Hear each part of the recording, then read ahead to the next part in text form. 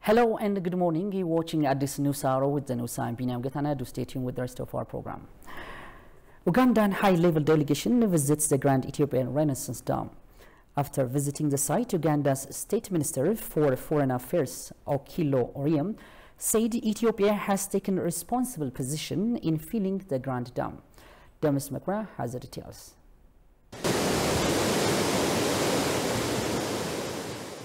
After Ethiopia announced the certifying of the Grand Ethiopian Renaissance Dam, some Nile riparian countries are becoming eager to see the actual construction of the dam just in person.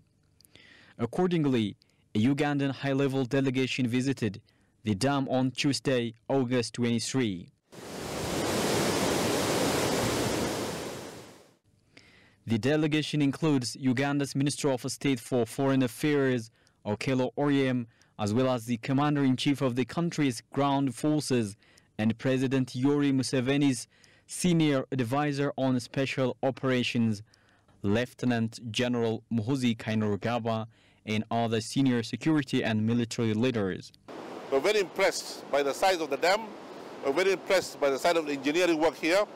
We think that this is a God's gift to Africa for those who are upstream and downstream. And we have been assured that this dam will generate enough electricity to be distributed in the region as far as Kenya, as far as Sudan, and even to Uganda is possible, and any other countries that want electricity. So we are impressed also by the design that the water that is coming from the upstream is the same amount of water that's going downstream, so that it does not impact on the lives of those who are downstream in any way or form. So we are glad that this dam is a win-win situation for the African countries, both upstream and downstream, and we would like to congratulate the Ethiopian government for having designed this bridge with a vision so that it's a win-win for everybody. The state minister also learned that Ethiopia is filling the dam with the extra rainwater during the wet season, and it cannot affect the level of water flow to downstream countries, Egypt and Sudan. He then appreciates Ethiopia's responsible position. I think that there is enough resources in the dam, in the water. There's enough resources in the water for all the countries around the River Nile. And I'm sure that provided there is enough water going downstream to Sudan and Egypt, the way we have seen here, I'm sure there will be no problem. We have been given assurances, absolute assurances, by the engineers, by the management of the dam, and by officials of the government that they will not do anything to deprive those downstream with the water that they deserve. Noting Nile belongs to all riparian countries, the State Minister for Uganda Foreign Affairs called on Egypt and Sudan to sign the Nile Cooperative Framework and work in collaboration with Ethiopia and other Nile Basin countries. A lot of diplomatic work is being put to encourage the Egyptians and the Sudanese to accept the development of this dam. It will take time to convince everybody, but I'm sure the Egyptians and the Sudanese, with time, when this dam is finished and there's enough water going, according to the assurance given by the Ethiopians, they'll be happy to recognize and accept that this dam should be where it is. Briefing the Ugandan delegation, Ethiopia's defense minister and board chairperson of Ethiopia Electric Power, Dr. Abraham Balai, said Ethiopia is willing to invite all Nile riparian countries, including Egypt, to physically witness the actual work of the Grand Ethiopian Renaissance Dam.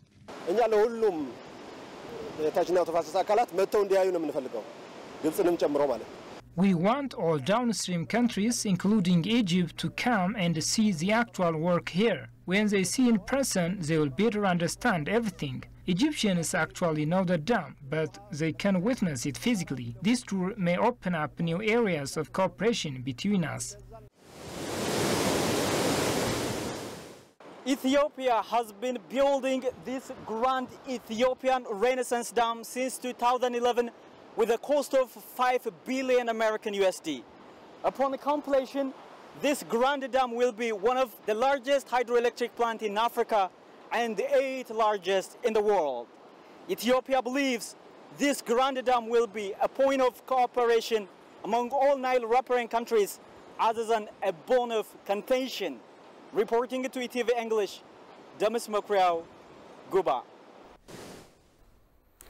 Meanwhile, a peace and conflict analyst said the GERD remains a symbol to global south to achieve a monumental development project without being dependent on external funding. Talking to ETV, the analyst further reiterated that the GERD is a project to intensify regional cooperation and not to become a source of conflict. Shegai Matao compiles the full story. Addis Ababa has made it clear that the electricity generated by the dam will benefit not only Ethiopia but the entire region. It has even offered that Egypt and Sudan will enjoy a special priority in terms of power exports from the GERD. The dam is expected to serve as a source of power for millions of people in the country. Talking to ETV, Degafi Debalke, peace and conflict analyst, underscored that the production of power by the second turbine is a significant milestone in the entire progress of GERD. The second turbine power generation event is one significant milestone in the entire development and progress of GERD. It amplifies the commitment and dedication of this generation, the Ethiopian generation, that has committed itself transforming the country into a powerhouse in many ways. One, it's a confirmation of the generational commitment. Two, it also embodies the dreams and aspirations of a successive generation in the past. This is a dream of not just one generation, many generations throughout history. So as we move forward and as we see practical leaps in terms of the power generation process, it's also a stamp, if you will, in the history of Ethiopia that has many generations attempted to do this, but the time has come now that the country is moving forward with its ambition and with its commitment to lifting the population from poverty, from darkness, from many economic and political challenges. Devalkir further said the success of the GERD remains exemplary in the sense that expensive flagship projects like it could use own financing, thus doing away with dependence on external funds. Countries in the global south, the developing countries, this will set a precedent that we can do this kind of attitude instead of depending on external forces funding these kind of initiatives. People can dig into their own pocket, pull it together, and they can achieve a monumental development project as this one is. So as much as we think that it is the work of the Ethiopian public, both the construction, the funding, and many of the aspects of the Grand Ethiopian Renaissance Dam, it's also a call to the global south, saying that, yes, we can do this. Yes, if we come together, we can achieve this kind of message being communicated through the Grand Ethiopian Renaissance Dam. The analyst finally pointed out that the GERD is a good example for African countries, especially as a project that paves the way for development and to share resources together and to avoid conflict in the continent. Sharing the resources, working together, coming together, avoiding creating violence and conflict within the continent, and making sure that one African country prospers, the rest of Africa prospers. One Africa country envisions bigger dream, the entire Africa envisions bigger dream. So the African future, the African development is interconnected among the 50-something, 54 African countries. So there is no way one individual African country develop without bringing the entire continent and working together and making sure that as a continent, they have a place at the Security Council, United Nations, they have a place at the economic forums around the world, they have a place at the global military and security level. In that sense, Africa can become really a reflection of its potential. The GERD had the capacity to produce up to 5,150 megawatts after its completion. Welcome back. You're still watching at this news hour. Now moving to a similar story. South Sudanese and Indonesian ambassadors to Ethiopia said the completion of the GERD is a substantial project to bring about regional integration between African states. Talking to the Ethiopian news agency, the ambassadors highlighted that Ethiopia is constructing the GERD with the view to foster regional integration and meet its increasing demand for electric power. Habtam Washagre has compiled the full story from Ethiopian news agency. Let's take a look. Ethiopia is constructing a multi-billion-dollar flagship project to alleviate poverty and backwardness by utilizing its own natural resources. Talking to the Ethiopian news agency, South Sudan, Indonesia and Indian ambassadors to Ethiopia said the colossal dam plays a pivotal role in bringing about regional integration. The mega project only produces electric power to Ethiopia rather than harming downstream countries. Morgan said it generates electricity to all countries in the whole region. The Renaissance Dam will produce energy, not only for Ethiopia, but I think for the region, which I think it is almost towards its completion. So we don't have any more questions about it. It is done. The issues that were outstanding are left for the three countries to resolve, Ethiopia, Sudan and Egypt. But otherwise, I think this project is already complete. So there is no problem about it because the region will have enough energy once it is done, or which is almost done now. And talking about the GERD, with the full operational later on, with the 6 megawatt, if I'm not mistaken, right? So it put Ethiopia as a great country, rich of energy, and the powerhouse of electricity. With that electricity, people in Ethiopia and people in neighboring countries will be easily develop, increase their economy through what? Creating the home industries. According to Morgan, the realization of the Grand Ethiopian Renaissance Dam project is also crucial to secure the common socio-economic as well as infrastructural development in the East African nations. The energy is a part of the infrastructures that will also help economic development of the region. Sudan, South Sudan, Ethiopia itself, Kenya, maybe Djibouti, Somalia, Eritrea. It will help the whole region. Indian ambassador to Ethiopia, Shri Robert Shetkin-Tong, for his part, underlined that the Indian business community remains well informed and ready to support Ethiopia in the manufacturing industry. Concerning the GERD or the dam, India's position has been very clear that the three countries of Ethiopia, Sudan, and Egypt, you will have to sit together. You will have to ensure that there is African solution for African problems. Recently, Ethiopia has finalized the third round filling of the GERD's reserve very effectively. It announces that it only takes what it deserves while passing on what others deserve, and congratulated all Africans on this milestone.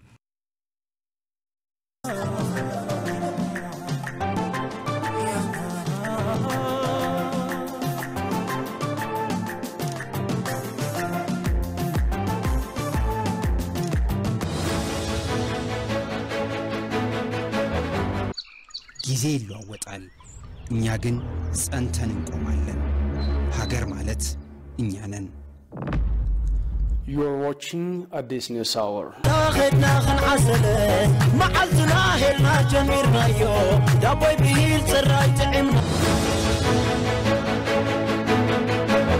Stories that happened regarding Ethiopia over the past 24 hours. Okay, there have been just a handful of stories, but for the time being, I've just chosen two of them, which are for.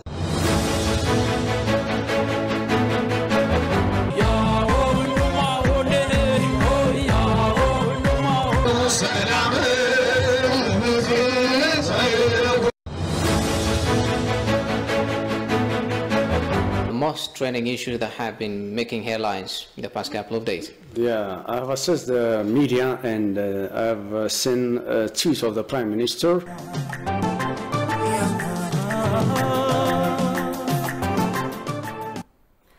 Welcome back. You're still watching Addis News Hour with the News Hour. I'm going to step into another news. Ethiopia and Turkey signed a memorandum of agreement to strengthen bilateral relationship in the justice sector. A delegation led by the Ministry of Justice, Government Law and Justice Service sector and Minister of State Almant Agade has made a working visit to Turkey. The delegation held a wide-ranging discussion with the Ministry of Justice of Turkey, Yokavo Mul, to strengthen the relationship between the judicial bodies of the two countries and also the condition for cooperation. The delegation had a discussion with the ambassador of the Federal Republic of Turkey in Turkey, Adman Mohammed, and consulted with the Turkish government to the legal and related matters to be done in the future. Meanwhile, after the discussion, Ethiopia and Turkey signed a memorandum of understanding in the field of justice and forensics in order to initiate cooperation between Ethiopia and Turkey to build the capacity of experts and institutions, according to Ethiopian news agency. Meanwhile, Ethiopia participated in the first World Vocational and Technical Education Development Conference held in northern coastal city of Tanjin from August 18 to 2022 with the theme of vocational and technical education development in the post-pandemic era, new chains, new ways and new skills. Opening the conference with the congratulator, His Excellency President Xi Jinping noted that the technical and vocational educations and training are closely associated with the socio-economic development of a country and noted its significance in boosting entrepreneurship and improving people's livelihood. Mufarit Kamil, Ministry of Labor and Skill, delivered a virtual address to the participants, noting that the Ethiopian government, recognizing the importance of technical and vocational education and training for the country's overall socio-economic development, has developed institutional and legal policy framework and made developing the sector a priority. The launching of the International Vocational Education Award, the establishment of the World Technical and Vocational Education Training League, and the launching of the Tangian Initiative proposals were also announced during the conference, where 700 government and non-governmental participants attended the event both offline and offline.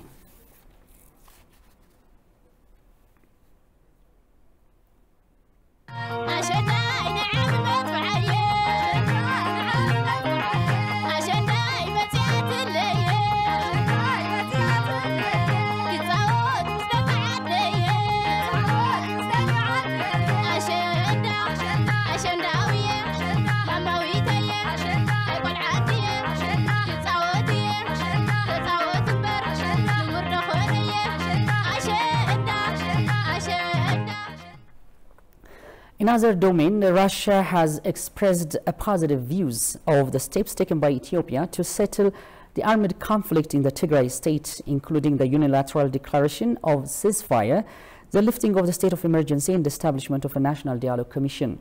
In a statement issued yesterday, the Embassy of Russia Federation said the establishment by Ethiopian of a government group to hold peace talk with the TPLF remains commendable. Moscow, it said, fully supports the roadmap drawn by the Ethiopian authorities to stabilize the situation in Tigray. The initiative by Addis Ababa to launch a negotiation process as soon as possible aimed at achieving sustainable internal peace, normalizing the humanitarian situations and restoring the social and economic infrastructure in the country. Meanwhile, the statement further said that Moscow also supports the mediation efforts by the High Representative, the Chairperson of the African Union Commission for the Horn of Africa, former President of Nigeria Olusegun Obasanjo, to assist the gradual resolution of the situation in Ethiopia in line with the African solution to African problems principle.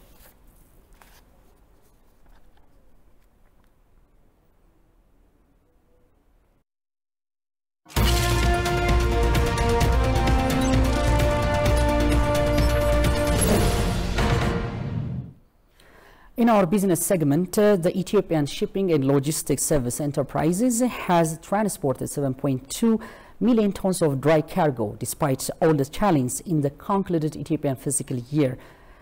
It has, in his media briefing yesterday, CEO of the enterprise, Roba Magersa, disclosed that COVID-19 pandemic and the Russia-Ukraine war, among others, have caused disruption in the industry at the international level during the stated period. Despite all the challenges encountered during the concluded Ethiopian fiscal year, the enterprise has provided 7.2 million tons of dry cargo services to several customers. Magarsa said the enterprise has also secured 51.4 billion from the service it rendered during the stated period. It was indicated. It was also revealed that the enterprise also able to provide the cargo services by sea, transporting cargo between foreign ports, transporting containers and vehicles to the country by multimodal, transferring goods by unimodal, and handling containers and vehicles at domestic ports.